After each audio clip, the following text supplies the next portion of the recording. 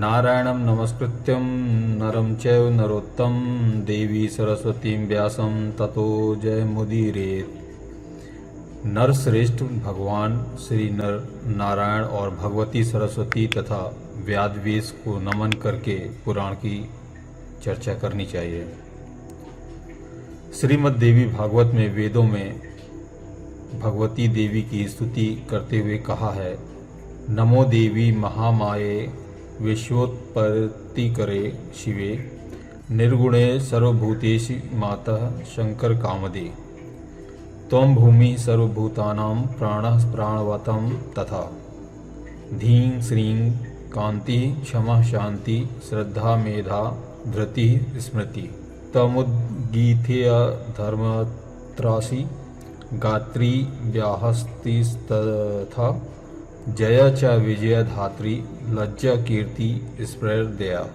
हे देवी, आप महामाया हैं, जगत की सृष्टि करना आपका स्वभाव है। आप कल्याणमय विग्रह धारण करने वाली एवं निर्गुण हैं।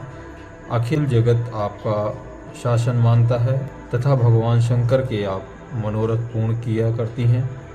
संपूर्ण प्राणियों को आश्रय देने के लिए आप पृथ्वी स्वरूपा हैं। प्राणधारियों के प्राण भी आप ही हैं। धीं श्रीं कांति क्षमा शांति श्रद्धा मेघा धृति और स्मृति, ये सभी आपके नाम हैं। ओंकार में जो अर्धमात्रा है वह आपका ही निर्विशेष रूप है। गात्री में आप प्रणव हैं। भू भुवः आदि व्याहृतियाँ भी आप ही हैं। जया विजया धात्री लज्जा कीर्ति स्पृहा और दया, इन नामों से आप प्रसिद्ध हैं। माता, हम आपको नमस्कार करते हैं। सभी देवी देवता और दानवों के लिए ये चिन्मयी पराशक्ति ही आराधना करने योग्य है। त्रिलोकी में इन भगवती से बढ़कर अन्य कोई नहीं है। यह बात सत्य है, सत्य है। वेद और शास्त्रों का भी यही सच्चा तात्पर्य निर्णय है कि निर्गुण तथा सगुण रूपा चिन्मयी पराशक्ति ही पूजनीय है। पुराणों में श्रीमद् देवी भागवत महापुराण का अत्यंत महिमामय स्थान है। पुराणों की परिगणना में वेद तुल्य पवित्र और सभी लक्षणों से युक्त यह पुराण पांचवा है। शक्ति के उपासक इस पुराण को सक्त भागवत कहते हैं और इस ग्रंथ रत्न आदि मध्य और अंत में सर्वत्र भगवती आदिशक्ति की महिमा का प्रतिपादन किया गया है। इस पुराण में परम ब्रह्म परमात्मा के मातृस्वरूप और उसकी उपासना का वर्णन है और भगवती आदिशक्ति की लीलाएं अनंत हैं।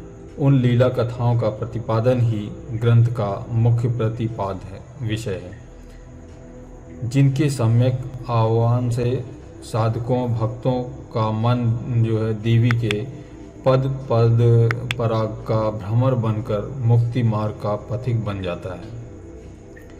श्री वेद व्यास ने राजा जन्मेजय को यह पुराण स्वयं सुनाया था और पूर्व काल में जन्मेजय के पिता राजा परीक्षित तक्षक नाग द्वारा काट लिए गए थे और अतः पिता की संशुद्धि यानी शुभ गति के लिए राजा ने तीनों लोकों की जननी भगवती देवी का विधिवत पूजन अर्चन करके 9 दिनों तक व्यास जी के मुखारविंद से इस श्रीमद् देवी भागवत पुराण का श्रवण किया था। इस नवायज्ञ के पूर्ण हो जाने पर राजा परीक्षित ने उसी समय दिव्य रूप धारण करके देवी का सालोक्य प्राप्त किया था।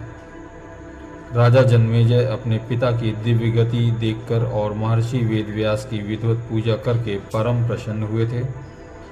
18 पुराणों में यह श्रीमद् देवी भागवत पुराण सर्वश्रेष्ठ है तथा धर्म अर्थ काम मोक्ष को प्रदान करने वाला है। और इस पावन पुराण की महिमा कहाँ तक सही कही जाए, जो फल कठिन तपस्याओं व्रतों तीर्थ सेवन और अनेक विधि दान नियमों यज्ञों हवन एवं जप आदि के करने से नहीं प्राप्त होता है। वह फल मनुष्यों को श्रीमद् देवी भागवत के नवायज्ञ से प्राप्त हो जाता है। यद्यपि इस पुराण के कथा श्रवण में महीनों तथा दिनों का कोई नियम नहीं है, अतएव मनुष्यों द्वारा इसका सदा ही पाठन श्रवण किया जाना चाहिए। वैसे अश्विन चैत माघ तथा आषाढ़ इन महीनों के चारों नवरात्रों में इस पुराण के श्रवण का विशेष फल बताया गया है। जिस घर में नित्य श्रीमद् देवी भागवत का पूजन किया जाता है वह घर तीर्थ स्वरूप हो जाता है तथा उसमें निवास करने वाले लोगों के पाप का नाश हो जाता है। इस महादेवी भागवत नामक परम पावन पुराण का प्रकट भगवती श्री जगदम्बिका के श्रीमुख से आधे श्लोक के रूप में हुआ है। तत्पश्चात शिष्य परंपरा से उसी का विस्तार हुआ है। इस पुराण में 18,000 श्लोक हैं। श्री कृष्ण दैत्यानंद वेदव्यास ने 12 स्कंदों में इसकी रचना की है। पूरे पुराण में कुल 318 अध्याय हैं। एक बार नैमिषारण्य में शौनक आदि महर्षियों ने मुनिवर सूत जी से स्वर्ग तथा मोक्ष का सुख प्रदान करने वाले और भगवती की उत्तम महिमा का वर्णन करने वाले इस पुराण को सुनने की इच्छा प्रकट की। इस पर श्री सूत जी ने आदिशक्ति महामाया जगज्जननी भगवती जगदम्बिका का ध्यान करके इस पुराण की पावन कथा का कहना प्रारंभ किया। सर्वप्रथम 5 अध्याय में ही श्रीमद् देवी भागवत के महात्म का वर्णन करते हुए स्यमंत कामण की कथा, राजा सुषुम्न की कथा तथा राजा दुर्दुम्न को भगवती जगदम्बिका की कृपा से मनवंतराधिप पुत्र की प्राप्ति की और कथा सूत जी ने कृषियों को श्रवण कराई थी।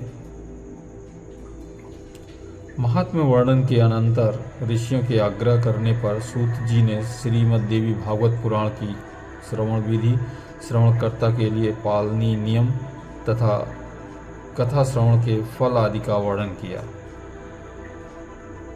इस श्रीमद् देवी भागवत को सुनने के प्राय सभी अधिकारी हैं। शक्ति उपासक के अतिरिक्त गणेश भक्त, सूर्योपासक, शैव, वैष्णव, इसके साथ ही ब्राह्मण, क्षत्रिय, वैश्य, शूद्र, चारों वर्णों के स्त्री पुरुष एवं ब्रह्मचारी, गृहस्थ, वानप्रस्थ, सन्यासी ये सभी सकाम भाव से तथा निष्काम भाव से कथा श्रवण कर सकते हैं।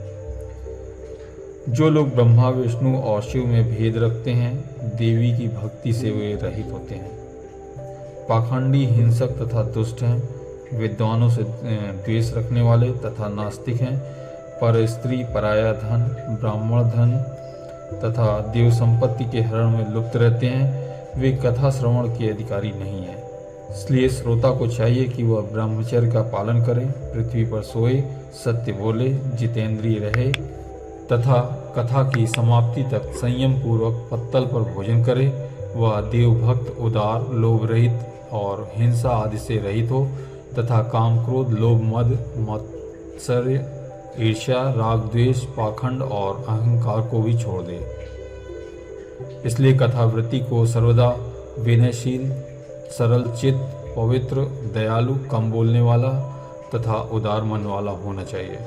कथावाचक के लिए संयमी, शास्त्रज्ञ, देवी की आराधना में तत्पर, दयालु, निर्लोभी, दक्ष, धैर्यशाली तथा वक्तृत्व संपन्न होना उत्तम माना गया है। व्यास के आसन पर बैठा हुआ पौराणिक ब्राह्मण जब तक कथा समाप्ति न हो जाए तब तक किसी को भी प्रणाम नहीं करना चाहिए। जिस प्रकार नदियों में गंगा, देवताओं में शिव, काव्यों में वाल्मीकि रामायण और तेजस्वियों में भगवान सूर्य, आनंद देने वालों में चंद्रमा, सब धनों में सुयश, क्षमाशीलों में पृथ्वी, गंभीरता में समुद्र, मंत्रों में गायत्री, पापनाश के उपनयनों में भगवत स्मरण श्रेष्ठ है, उसी प्रकार 18 पुराणों में यह श्रीमद् देवी भागवत पुराण सर्वश्रेष्ठ है। गायत्री से बढ़कर न कोई धर्म है, न तप है, न कोई देवता है और न कोई मंत्र है। भगवती अपना गुणगान करने वाले की रक्षा करती हैं, इसी कारण इन्हें गायत्री कहा जाता है। वे भगवती गायत्री इस पुराण में अपने रहस्यों सहित विराजती हैं और इस कारण से इस महापुराण के सदृश दूसरा कोई उत्तम पुराण इस लोक में नहीं है।